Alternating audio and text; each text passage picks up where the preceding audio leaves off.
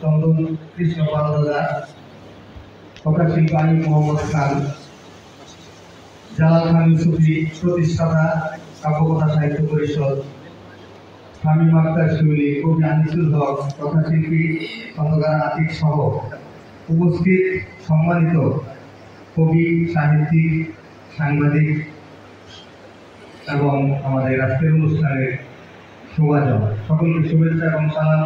আসসালামু আলাইকুম ওয়া রাহমাতুল্লাহ। কাব্যকথা সাহিত্য পরিষদ আমাদেরকে আজকে আয়োজন একত্রিত করেছে। আজকে তার 13তম প্রতিষ্ঠা বার্ষিকী। 13তম প্রতিষ্ঠা বার্ষিকীতে আমি সকলের পক্ষ থেকে শুভেচ্ছা জানাচ্ছি। কাব্যকথা আগামী দিনে আরো এগিয়ে যাবে। আমরা কাব্যকথার সাথে ছিলাম, আছি, থাকবো ইনশাআল্লাহ। কাব্যকথা সাহিত্য পরিষদের আজকের এই আয়োজনে আমি উপস্থিত থাকতে পেরে আমি অনেক আনন্দিত। আমরা জানি সাহিত্য শুধু আনন্দের খোরাকি দেয় না, এটি একটি আধ্যাত্মিক অনুভবের বিষয়, আধ্যাত্মিকতার বিষয়। সমাজ, সংসার সহ যা কিছু রয়েছে আমাদের এই সাহিত্যে সব কিছু উঠে আসে। তো আমি মূলত ছড়া লিখি, অন্যান্য লেখাও লিখি। আমার কয়েকটি ছড়ার বইটির মধ্যে প্রকাশ হয়েছে, এর মধ্যে কাব্যকথা থেকে বেরিয়েছে এবার আর একটি বই, ঘাস করে তিরিং বিড়ি। আমি আজকের এই আয়োজনের জন্য আয়োজক কমিটিকে ধন্যবাদ জানাতে চাই। আমরা অনেক অনুষ্ঠান করে থাকি সাহিত্য নিয়ে, কিন্তু আমরা একটা জিনিস করি না, বই পড়া থেকে আমরা বিমুখ হয়ে গেছি।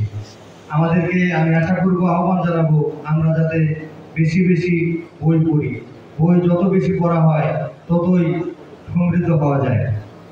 আমি আজকের এই কাব্যকথা আয়োজনের উপস্থিত সাহিত্যমোদী, সাহিত্যিক, কবি, লেখক সহ যারা উপস্থিত রয়েছেন তাদের প্রতি আবেদন জানাতে চাই, আমরা যাতে একটি বই পড়া নিয়ে একটি বিপ্লব তৈরি করতে পারি সাহিত্য সংগঠনের মাধ্যমে। আমরা শুধু অনুষ্ঠান করলে আমাদের শিল্প সাহিত্য শুধু আমরা সাহিত্যিকরা এগিয়ে গেলে হবে না, আমাদের পাঠক সমাজকেও আমাদের দিকে নিয়ে আসতে হবে।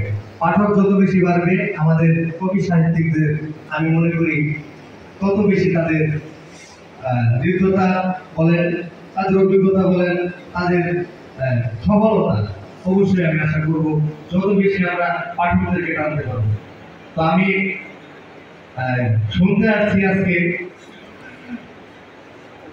বক্তব্য দিতে জানি না খুব একটা। তো আমি ছোটদের নিয়ে যেহেতু লেখাপড়া করি, আমার ওই কাশ্মীরি বই থেকে একটি ছোট্ট সরাপাঠ করতে চাই। ঘাস করি তিরিং বিরিং, ঘাস করি তিরিং বিরিং, ঘাসের ডগায় ভোগ করে মিষ্টিটুকু দৃষ্টি রাখে, ধরতে থাকে চুপ করে। ঘাস করি তিরিং বিরিং, করছে উড়ুক ভোগ করে, ফুলের মনে মনে মনে সবুজ বরণ দুঃখ হয়। ঘাস করি রঙিন পাখা, দেখতে ভীষণ মন কারা, বন বাজারে ঘাসের ডগায় প্রজাপতির কারখানা।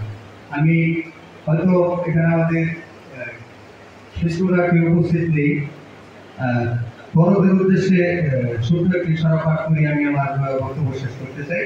সুখ এইখানে ওইখানে কোনো কানে সুখ নেই, ও সুখের দখলে তাদের আর সুখ নেই। পুরুষের মনে নেই সুখ একরত্তি, পকেটে টাকা নাই নাই প্রতিপত্তি, রমণীরা অসুখী, সুখ চাই করে রোজ, শান্তির ট্যাবলেট তাই দিলি এক রোজ। ছেলে গরু মেয়েটাও বলে সুখ সুখ করি, জীবনটা পাঞ্চে ফেলে রাখি কাদা বই। মনে নাকি ধনে সুখ, জানলে তা বলে যাও, নয়তো এই শব্দটা সুখটাই বলে যাও। সকলকে ধন্যবাদ, আবার ধন্যবাদ। আসসালামু আলাইকুম।